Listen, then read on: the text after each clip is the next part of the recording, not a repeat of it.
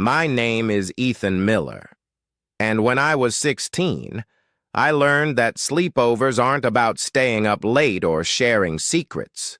Sometimes they're about finding out who you really are when everyone else is asleep. Cedar Lane was one of those picture-perfect suburban streets. White fences, lawns trimmed like they were measured with a ruler, parents who waved too much and smiled too long. It was the kind of neighborhood where nothing bad was supposed to happen.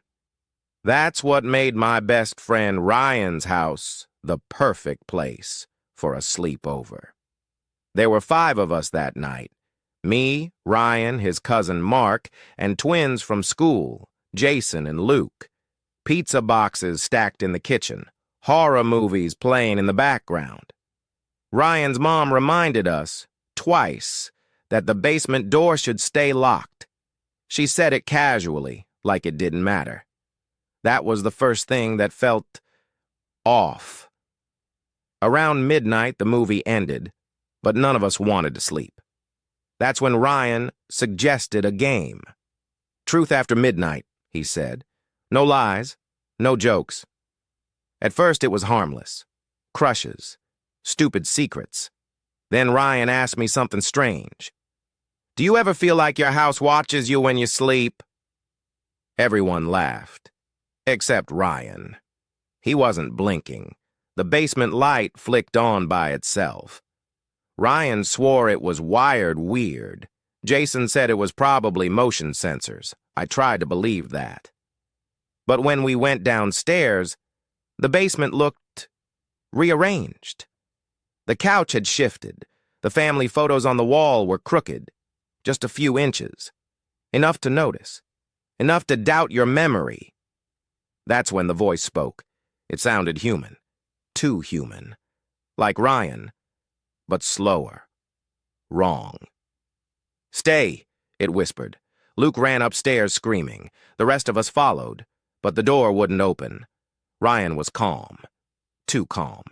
He told us we were overreacting, that we were tired, that our minds were playing tricks on us. Gaslighting. I didn't know the word back then. I just knew my fear was being explained away. My phone had no signal. Neither did Mark's. We tried calling 911 anyway. The call connected. But no one answered. Just breathing on the other end. Then Ryan smiled. A perfect smile. The kind you see in family photos. I didn't tell you, he said, but this house doesn't like guests leaving. The lights went out. In the darkness, I realized something worse than being trapped. The house wasn't haunted. Ryan wasn't possessed. He was part of it. By morning, the police found us sitting quietly in the living room. Ryan was gone. The basement door was sealed shut, like it had never existed. Everyone said we imagined it. Stress, sleep deprivation, group hysteria. But sometimes, when I pass houses on streets like Cedar Lane, I notice something small. A couch moved just a little. A light on in the basement. And I swear, the house is smiling.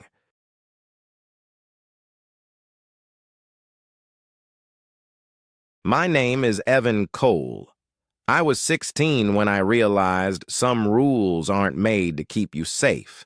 They're made to see how long you'll obey. The sleepover was at Tyler's house. Big place, suburban quiet, the kind of neighborhood where nothing ever happens. His mom handed us pizza, smiled too wide, and taped a piece of paper to the fridge. House rules, she said. She didn't wait for us to read them. There were 5 rules, typed. No jokes. 1. Lock the front door by 10:30 p.m. 2. Ignore knocking after midnight. 3. If the hallway light turns on by itself, do not look behind you. 4. If someone says your name from another room, it isn't them. 5. If you wake up and someone is missing, go back to sleep. We laughed. Tyler didn't. Around midnight, the knocking started. Slow. Polite. 3 taps. Tyler froze. Rule 2, he whispered. The knocking moved. To inside the house. The hallway light clicked on. I forgot Rule 3. Behind me, I saw myself standing in the doorway. Same hoodie. Same scared look. But smiling wrong. Like it had practiced. I blinked, and it was gone. That's when Marcus disappeared. Rule 5 burned in my head. Go back to sleep. I didn't want to. I felt sick, powerless. Every instinct screamed to run, to call 911, but my phone had no signal. None of them did. Learned helplessness kicked in hard. We stopped trying. At 3:17 a.m., someone whispered my name from the kitchen. My own voice. Tyler started crying. He said the rules change every time. The house learns. If you break one, it copies you better next time. By morning, only Tyler and I were left. The paper on the fridge had one new rule. 6. If only 2 of you remain, one must stay to write the rules. Tyler begged me to sleep. I ran. The police found me walking barefoot down the street, repeating the rules out loud. Tyler's house was empty. No signs of a family, no fingerprints but mine.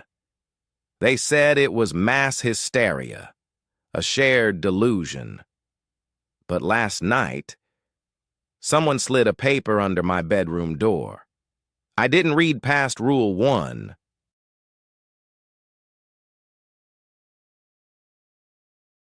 My name is Lena Parker. I was 17 the night I learned that falling asleep isn't always your choice. The sleepover was at Maya's house. She'd just moved into town, one of those quiet girls who smiled politely but never shared much. Her house sat at the end of a cul-de-sac, perfectly clean, perfectly normal. Beige walls, family photos everywhere. Too many family photos. There were 4 of us. Me, Maya, Hannah, and Brooke. Her parents left around 9 p.m., reminding us, more than once, not to open the guest room door upstairs. Maya said it was under renovation. She laughed when she said it, but her fingers dug into her sleeve. Classic red flag. We ignored it. Around 1 a.m., we were lying in sleeping bags, lights off, whispering about school drama and creepy TikTok stories. Maya suggested a game. If one of us falls asleep, she said, don't wake them up. Hannah joked, what? Like a curse? Maya didn't laugh. I started noticing the house sounded alive. Not creaking, breathing. Air moving through vents like a slow exhale. Brooke swore she heard footsteps upstairs. Maya said it was pipes. Then Hannah fell asleep. At least that's what we thought. Her eyes were closed, but her mouth moved. She whispered my name, then Brooke's, then Maya's. Her voice didn't sound like hers anymore. Flat, empty, like someone repeating words they didn't understand. Maya told us not to touch her. That's when the guest room door opened by itself. The room was empty, no furniture, no dust, just a mattress on the floor covered in scratch marks. The walls were lined with mirrors. Every single one reflected us. Except Hannah. She was standing behind us now. Brooke screamed. I tried to run, but the hallway felt longer than it should have been. The lights flickered, and in every mirror I saw myself sleeping on the floor. Mouth open, eyes twitching. Gaslighting hit hard. Maya kept saying, "You're awake, this is real, don't mix them up." "What happens if we do?" I asked. Maya's voice cracked. "Then it keeps you." Hannah, or whatever was wearing her face, smiled. "Someone has to stay," she said. "The house gets lonely." Brooke locked herself in the bathroom. We heard pounding, then silence.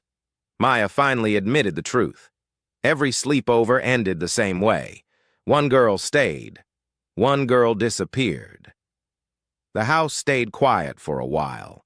By sunrise, the police found me alone in the living room. No signs of Brooke, no signs of Hannah. Maya's family had never lived there, according to records.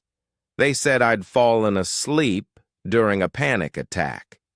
They said I dreamed it. But I haven't slept through the night since, because every time I close my eyes, I'm back in that hallway, and one of the mirrors blinks first.